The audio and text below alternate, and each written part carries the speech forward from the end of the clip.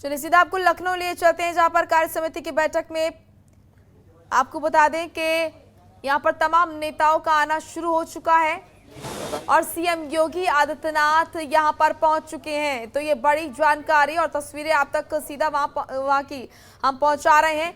Bharatiya Janata party की कार्य समिति की बैठक आज होनी है और इसको लेकर नेताओं का आना शुरू हो चुका है। सीएम योगी आदित्यनाथ अब वहां पार्टी मुख्यालय में पहुंचे हैं और इस बैठक को लेकर चर्चा थोड़ी देर में शुरू होगी। अवनीश हमारे सहयोगी बने हुए हैं इस खबर पर। अवनीश, कार्य समिति की बैठक आज होनी है, कौन कौन वहां पर मौजूद है? सीएम योगी आदित्यनाथ अभी वहां पहुंचे? जी बिल्कुल, देखिए 11:30 बजे कार्य समिति की बैठक का उद्घाटन सत्र है और इसको उद्घाटन सत्र में राष्ट्रीय अध्यक्ष जेपी नड्डा शामिल होंगे। तो साफ तौर पे है कि भारतीय जनता पार्टी मुख्यालय पर मुख्यमंत्री योगी आदित्यनाथ पहुंच चुके हैं, डिप्टी सीएम केशव प्रसाद मौर्य पहुंच चुके हैं, डिप्टी सीएम दिनेश शर्मा पहुंच चुके हैं और तमाम जो प्रदेश पदाधिकारी हैं वो भी पहुंचे हुए हैं और कई प्रमुख कैबिनेट मंत्री भी यहाँ पे पहुंचे हुए हैं। तो 11:30 बजे इसका वर्चुअली जो उद्घाटन सत्र है वो शुरू हो जाएगा, जिसमें मुख्यमंत्री योगी आदित्यनाथ भी मौजूद होंगे। और साफ तौर पर अगर केंद्रीय समिति की बात करें तो भारतीय जनता पार्टी के राष्ट्रीय अध्यक्ष जेपी नड्डा के साथ केंद्रीय मंत्री महेंद्र नाथ पांडे और स्मृति ईरानी के साथ राष्ट्रीय महासचिव अरुण कुमार सिंह भी इस कार्य समिति की बैठक से जुड़ेंगे और ये पूरे 4 सत्रों में ये कार्य समिति की बैठक होगी। तो आपको सबसे पहले भारतीय जनता पार्टी की तस्वीर दिखाते हैं। यहाँ तमाम जो प्रदेश कार्य समिति के सदस्य हैं वो यहाँ पे बैठक में पहुंच चुके हैं। मुख्यमंत्री योगी आदित्यनाथ पहुंच चुके हैं, जितने भी क्षेत्रीय अध्यक्ष है वो यहाँ पे पहुंच चुके हैं, जितने भी प्रवक्ता हैं वो यहाँ पे पहुंच चुके हैं। तो पूरी तरह आगामी विधानसभा चुनाव को लेकर एक रणनीति तैयार हो रही है। उसको लेकर तमाम राजनीतिक प्रस्ताव आएंगे, उस राजनीतिक प्रस्ताव को रखा जाएगा। उसके बाद तमाम जो भारतीय जनता पार्टी की ओर से अभियान चलाया जाएगा उसके बारे में रूपरेखा रखी जाएगी, ताकि आने वाले विधानसभा चुनाव में भारतीय जनता पार्टी को एक बड़ी सफलता हाथ लगे। इसी को लेकर 4 सत्र रखा गया है। पहला उद्घाटन सत्र है, जिसमें उद्घाटन सत्र में राष्ट्रीय अध्यक्ष जेपी नड्डा उद्घाटन सत्र को संबोधित करेंगे और राजनीतिक एजेंडे के बारे में बातचीत करेंगे। अगर दूसरे सत्र की बात करें तो दूसरे सत्र में उत्तर प्रदेश के प्रभारी राधा मोहन सिंह वहां पर राजनीतिक प्रस्ताव रखेंगे और इस राजनीतिक प्रस्ताव में आगामी विधानसभा चुनाव को लेकर तमाम जो एजेंडे तैयार किए गए हैं उसको कार्य समिति के सामने रखेंगे और उस पर सहमति बनाएंगे। तीसरा सत्र जो होगा, तीसरा सत्र में दोनों डिप्टी सीएम केशव प्रसाद मौर्य और डॉक्टर दिनेश शर्मा मौजूद होंगे और वहीं पे सुनील बंसल भी जो उत्तर प्रदेश भारतीय जनता पार्टी के महामंत्री संगठन भी हैं वो तीसरे सत्र में होंगे। और तीसरे सत्र में भारतीय जनता पार्टी को लेकर जो 3 प्रमुख अभियान चलाए जाने हैं उस अभियान के बारे में चर्चा किया जाएगा।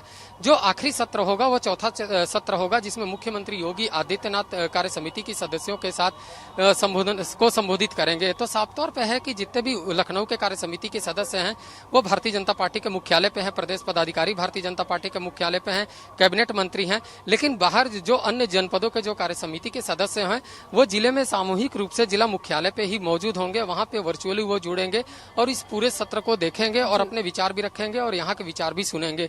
तो पूरी एक रूपरेखा तैयार कर ली गई है, क्योंकि विधानसभा चुनाव नजदीक आ चुका है। ऐसे में पूरा भारतीय जनता पार्टी और भारतीय जनता पार्टी की सरकार दोनों आपसी प्रदेश सरकार का जनहित का काम जनता तक पहुंचा है। उसका परिणाम हमारे पास जो चुनाव परिणाम आए हैं, चाहे वो जिला पंचायत के हो चाहे ब्लॉक के, उससे परिलक्षित होता है। हम राजनीतिक दल हैं, सरकार के साथ साथ आगामी जो आने वाले चुनाव के लिए कमर कसनी है। माननीय राष्ट्रीय अध्यक्ष जी का मार्गदर्शन प्राप्त होगा, मुख्यमंत्री जी का मार्गदर्शन प्राप्त होगा, प्रदेश अध्यक्ष और आगे की कार्य योजना किस प्रकार से हम नीचे तक संगठन को ले जाकर अपनी उपलब्धियां जनता को बता सकें। भारतीय जनता पार्टी की एक विशेषता है कि हम अपने काम के आधार के ऊपर वोट मांगते हैं। जैसे आदरणीय मोदी जी ने 2014 से 19 तक काम किया था, वैसे माननीय योगी जी के नेतृत्व में 2017 से 2022 तक का जो काम है वो जनता के बीच में जाकर बड़े गर्व के साथ जितनी सीटें पिछली बार हमारे पास थी उससे अधिक सीटें लेने के लक्ष्य को लेकर हम जनता के बीच में जाएंगे। बहुत सारे लोग हैं, देखिए राजनीतिक क्षेत्र के अंतर्गत सब लोगों का अपना अपना काम करने का वो है। और उस दिन ओवैसी जी जिस प्रकार की राजनीति करते हैं जनता के सामने है, केवल विकास की राजनीति। माननीय मोदी जी ने जो मंत्र दिया था 2014 में, जो उन्होंने राजनीतिक परिवर्तन किया था, एक विचार का परिवर्तन किया था, जातिवाद की राजनीति समाप्त हुई, संप्रदायवाद की राजनीति समाप्त हुई, गुंडागर्दी की राजनीति समाप्त हुई, भ्रष्टाचार की राजनीति समाप्त हुई और एक राजनीति केवल है, वो विकास की राजनीति है, जनता के हित की राजनीति।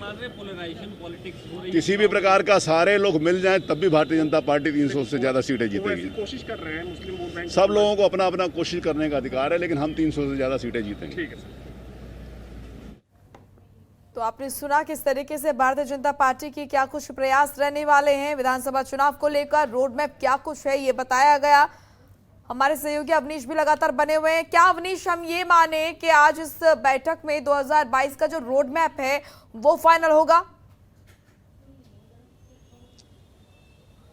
जी बिल्कुल, देखिए विधानसभा चुनाव को लेकर ये पूरा एक रोड मैप तैयार होगा और इस रोड मैप को तैयारी को लेकर तमाम जो भारतीय जनता पार्टी की तरफ से अभियान होगा वो भी साझा किया जाएगा और साफ तौर पे है कि जितने भी राजनीतिक प्रस्ताव हैं वो सामने लाए जाएंगे।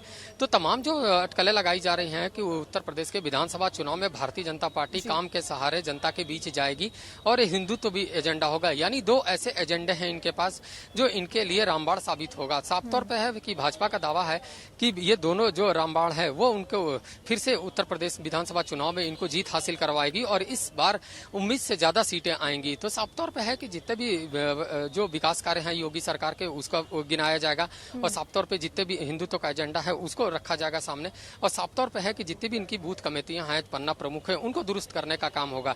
तो साफ तौर पे है कि राजनीतिक प्रस्ताव तो आएगा, लेकिन जो अभियान है उस अभियान में सबसे बड़ा जो मकसद है कि दिसंबर माह तक उत्तर प्रदेश के 70% आबादी का टीकाकरण होना। कोरोना को जो काल रहा है वो काफी भयावह स्थिति रही उत्तर प्रदेश में। ऐसे में अगर सभी को टीकाकरण होता है तो उत्तर प्रदेश कहीं न कहीं कोरोना जैसे संक्रमण से सुरक्षित रहेगा और इसी संदेश के साथ मुख्यमंत्री योगी आदित्यनाथ पहले ही तय कर चुके हैं कि दिसंबर तक 70% लोगों को टीकाकरण करवाना। कई सारे एजेंडे इस बैठक के रहने वाले हैं। शुक्रिया आपका अवनीश तमाम महत्वपूर्ण जानकारी देने के लिए। खबरों के निष्पक्ष विश्लेषण के लिए सब्सक्राइब करें Jantantra TV and press the bell icon. Never miss any update.